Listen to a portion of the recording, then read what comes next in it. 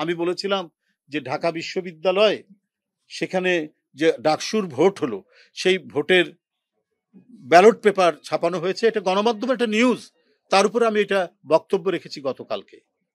যিনি chief returning officer Dhaka বিশ্ববিদ্যালয়ের, তিনি বললেন যে ওটা কি নিষিদ্ধ পল্লী, যে ওখান থেকে করা যাবে না।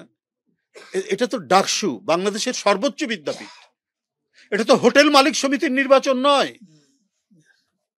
এটা ডাকসু নির্বাচন। ডাকসু নির্বাচনের ব্যালট পেপার যেখানে প্রতিনিয়ত ছাত্র ছাত্রীরা আপনার কি বলে ফটোস্টেট কপি করছে, বিভিন্ন বই থেকে বই কিনছে, এবং প্রতি সময়ে ছাত্রদের সমাগম হচ্ছে নীলক্ষেতে। এখানে এমন কোনো খুব নামি দামি প্রেস আছে বলেও আমার ধারণা নাই, থাকতে পারে ভিতরে কোনো প্রেস টেস থাকতে পারে ছোটখাটো, কিন্তু এখান থেকে যদি হয় সবসময় তো ছাত্রদের চোখের মধ্যে এই জিনিসটা হচ্ছে। ডাকসু নির্বাচনের ব্যালট পেপার হতে পারে যে কোনো একেবারে গোপনীয় সরকারি কোনো সংস্থা থেকে, সেটা হতে পারে যেমন বিজি প্রেস আছে বা অন্য যে কোনো জায়গা থেকে।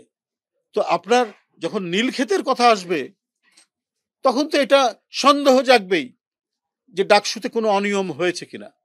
কিন্তু চিফ রিটার্নিং অফিসার যে ধরনের কথা বলেছেন, এটা একেবারে দোসরদের মতো কথা।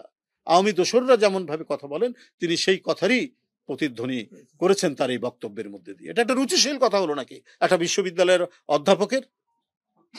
আপনার যদি সেটা না হয়, আপনার যদি এটাকে সত্য প্রতিপন্ন করেন যে না আমাদের কোনো অনিয়ম হয়নি বা আমরা সেখান থেকে করিনি বা করেছি অত্যন্ত গোপনে, কারণ নীলক্ষেতে যখনই ব্যালট পেপার ছাপানোর কথা আসবে এখানে সন্দেহ জাগবেই।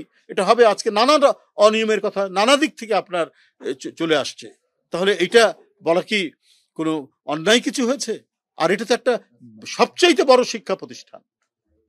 এটা তো আমি তো বললাম তো, এটা হোটেল মালিক সমিতির নির্বাচন নয় বা মোটর শ্রমিক ইউনিয়নের তো নির্বাচন নয়। সেখানেও তারা অনেক সাবধানতা অবলম্বন করে, অনেক গোপনীয়তা তারা অবলম্বন করে ব্যালট পেপার ছাপানো টাপানো সব ইয়ের ক্ষেত্রে। আর ডাকসু নির্বাচনের ব্যালট পেপার ছাপানো হবে, তার বিরুদ্ধে প্রতিবাদ করা যাবে না, এটা বলা যাবে না। চিফ রিটার্নিং অফিসার একটা বাজে কথা বলে সেটার উপর উনি উত্তর দিচ্ছেন, তো কতখানি ডেটোরেট করেছে বিশ্ববিদ্যালয়ের প্রশাসন।